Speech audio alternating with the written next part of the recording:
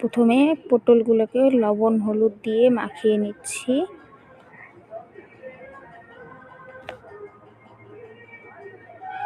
মাখানো হয়ে গেছে। এবারে যেখানে বড় সস ধনিয়া তোমরা কে কোনটা বলো, আর কড়াইতে গোটা কটা রসুন কাঁচা লঙ্কা ভেজে নিয়েছি। বড় সসটাও ভেজে নামিয়ে নিয়েছি, যেটা দেখালাম। এখন পটলগুলো দিয়ে দিচ্ছি, কড়াইতে ভাজবো।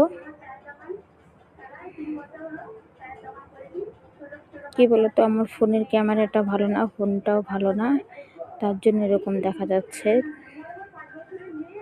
এই যে এগুলা ওইদিকে পটল ভাজা হচ্ছে, এদিকে আমি এগুলো বেটে নিলাম, একটু লবণ দিয়ে দিলাম।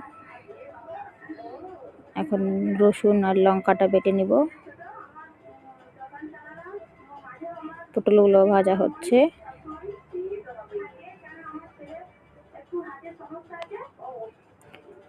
লঙ্কা রসুন বাটা হয়ে গেছে, যে এখন পটলগুলো বাটলাম, বেটে নিয়ে সবগুলো একসাথে মিক্সড করব। একদম রেডি পটল বাটা।